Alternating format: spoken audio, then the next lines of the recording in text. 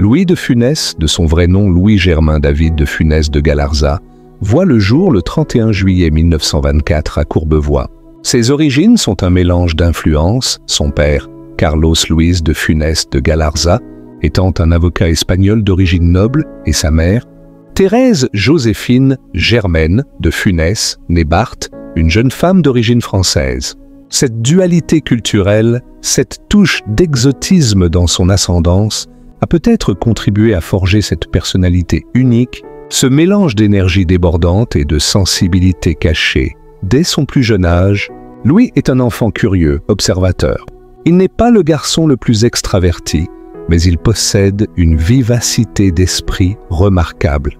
Ses parents, bien que bienveillants, traversent des périodes financières difficiles, ce qui marque sans doute le jeune Louis. L'art, la musique, la peinture sont des échappatoires, des univers où il peut s'exprimer, où il peut rêver. Il apprend le piano avec une certaine aisance, une discipline qui lui sera utile plus tard dans sa carrière, lui apportant une rigueur et une compréhension du rythme, essentielle pour le timing comique. Cependant, la voie vers le succès n'est pas une ligne droite.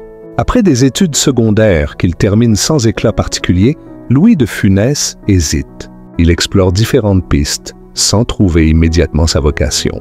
Il travaille un temps comme comptable, un métier qui contraste fortement avec l'image exubérante qu'il donnera plus tard. Mais l'appel de la scène, l'envie de faire rire, de captiver un public, est plus fort. C'est dans les années 1940 que Louis de Funès commence à fréquenter les cours de théâtre. Il apprend les bases du métier, se familiarise avec le jeu, la diction, la présence scénique. Il fait ses premières apparitions, souvent dans des rôles secondaires, des silhouettes, des personnages qui ne laissent pas encore transparaître l'immense talent qu'il recèle. C'est une période de formation, de persévérance où il faut faire ses preuves, où il faut prouver sa valeur. Il joue au théâtre, participe à des revues, des spectacles de cabaret. Chaque expérience est une pierre ajoutée à l'édifice de sa future carrière. Sa première apparition au cinéma remonte à 1947, dans Le Théâtre de la Mode. Ce n'est qu'un petit rôle, mais c'est un début. Il faut attendre les années 1950 pour que sa carrière cinématographique prenne véritablement son envol.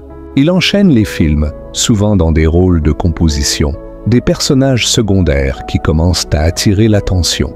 On le voit dans La vie d'un honnête homme, 1953, Le rouge est mis, 1957, Comme un cheveu sur la soupe, 1957. Son jeu est déjà reconnaissable, cette énergie nerveuse, ces expressions faciales intenses, cette façon unique de faire passer une multitude d'émotions en un clin d'œil. C'est en 1958 que le grand public découvre véritablement Louis de Funès dans Ni vu, ni connu. Son interprétation du gendarme Cruchot dans Le gendarme de Saint-Tropez en 1964 est un tournant majeur. Ce film et la série qui suivra le propulsent au rang de star. Le personnage de Cruchot, ce gendarme provincial un peu dépassé par les événements, mais plein de bonne volonté et d'une autorité parfois démesurée, lui va comme un gant. Il incarne avec brio les travers de l'homme ordinaire, ses petites manies, ses angoisses, ses ambitions modestes. Le succès est phénoménal. Les gendarmes deviennent des classiques, des films que l'on revoit avec le même plaisir. Mais Louis de Funès ne se repose pas sur ses lauriers. Il continue d'explorer d'autres rôles, d'autres univers. Il tourne avec les plus grands réalisateurs de l'époque, comme Jean Giraud, qui le dirigera dans plusieurs de ses succès. Il collabore avec des acteurs talentueux, formant des duos mémorables. Qui pourrait oublier son rôle de Fougas dans Le Cornio, 1965, aux côtés de Bourvil, ou encore celui de Bertrand dans La Grande Vadrouille, 1966, un autre triomphe monumental, où il forme un duo comique inoubliable avec Bourvil. Ces films ne sont pas seulement des comédies, ils sont le reflet d'une époque, d'une société, avec ses codes, ses aspirations, ses peurs. Louis de Funès, par son jeu, parvient à toucher une corde sensible chez le spectateur, à le faire rire de lui-même, de ses propres travers. Sa capacité à incarner des personnages autoritaires, souvent râleurs, mais finalement attachants, est extraordinaire. On pense à ses rôles dans Le Petit Baigneur, 1968, Hibernatus, 1969, L'Homme Orchestre, 1970, Joe, 1971.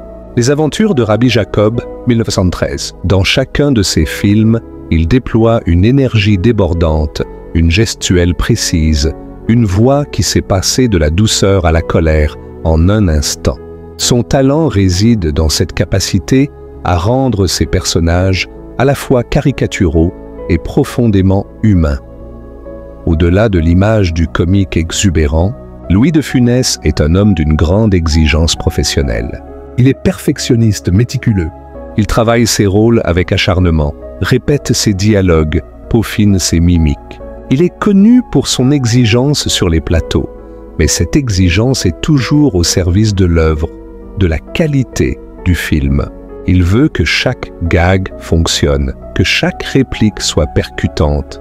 Sa vie privée est plus discrète. Marié à Jeanne-Augustine Barthélemy, il a 2 fils, Patrick et Olivier. Il est un père aimant, un homme qui apprécie le calme et la tranquillité loin des projecteurs. Il est également passionné par son domaine, le château de Clermont, où il cultive ses roses avec un amour sincère. Cette passion pour la nature, pour le travail de la terre, contraste avec l'agitation de ses personnages et révèle une autre facette de sa personnalité, plus posée, plus contemplative. Louis de Funès a également connu des moments plus difficiles. Sa santé notamment a été mise à rude épreuve. Il a été victime de 2 infarctus en 1975 et en 1983 qui l'ont contraint à ralentir sa carrière.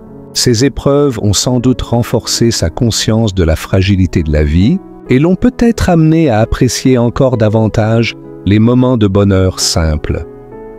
Malgré ses soucis de santé, il a continué à tourner, à faire rire. Son dernier film, Le Gendarme et les Gendarmettes, 1982, est une dernière apparition remarquée. Il est décédé le 27 janvier 1983, laissant derrière lui une œuvre immense, un héritage de rire et de joie qui continue de traverser les générations. Ce qui rend Louis de Funès si spécial, c'est sa capacité à incarner nos propres faiblesses, nos propres angoisses, nos propres petites manies. Il nous fait rire de nous-mêmes, de nos travers, de nos petites frustrations quotidiennes. Ces personnages, bien que souvent caricaturaux, sont profondément humains. Ils sont le reflet de nos propres imperfections, de nos propres luttes. Son humour est universel. Il transcende les âges, les cultures. Les jeunes générations découvrent ces films avec le même enthousiasme que leurs aînés. C'est la preuve de la qualité de son art, de la pertinence de son message. Il nous rappelle que le rire est une arme puissante, un moyen de surmonter les difficultés, de se reconnecter avec soi-même et avec les autres. Louis de Funès n'était pas seulement un acteur. Il était un artiste complet, un maître de la comédie. Son influence sur le cinéma français est indéniable. Il a ouvert la voie à de nombreux comédiens et son style inimitable continue d'inspirer. Il a prouvé que l'on pouvait faire rire avec intelligence, avec finesse, sans jamais tomber dans la vulgarité. Sa carrière est une leçon de persévérance, de travail acharné, de passion. Il a dû batailler pour se faire une place, pour faire reconnaître son talent. Mais il n'a jamais abandonné, toujours animé par cette envie profonde de faire rire, de partager sa joie de vivre. Aujourd'hui, lorsque l'on revoit ses films, on est frappé par la fraîcheur de son jeu, par la justesse de ses expressions, par la puissance de son énergie. Il nous transporte dans un monde où le rire est roi, où les soucis s'envolent, où la vie est belle. Louis de Funès nous a quittés, mais son œuvre reste. Elle est un trésor national, un patrimoine inestimable. Ses films sont des bulles de bonheur, des invitations à la légèreté, à la joie. Ils nous rappellent l'importance de rire, de partager des moments de complicité, de savourer les plaisirs simples de la vie. Son héritage est immense. Il a marqué à jamais l'histoire du cinéma et son nom restera synonyme de rire, de générosité, de talent. Il nous a offert des moments de pur bonheur, des éclats de rire qui résonnent encore aujourd'hui. En conclusion, Louis de Funès n'était pas seulement un acteur, c'était un phénomène. Un homme qui, par son talent unique, a su toucher le cœur de millions de spectateurs. Son énergie, sa précision, son sens du rythme, sa capacité à incarner les travers humains avec une justesse incroyable, tout cela a fait de lui une icône.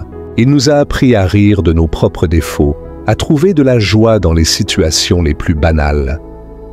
Son parcours est une source d'inspiration. Il nous montre que la passion, la persévérance et le travail acharné peuvent mener à des sommets.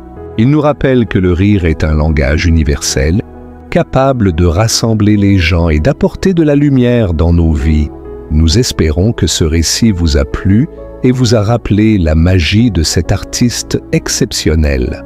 N'hésitez pas à partager vos souvenirs et vos films préférés de Louis de Funès dans les commentaires ci-dessous. Et si vous avez apprécié cette plongée dans l'histoire du cinéma, pensez à vous abonner pour ne rien manquer de nos prochaines explorations. À très bientôt!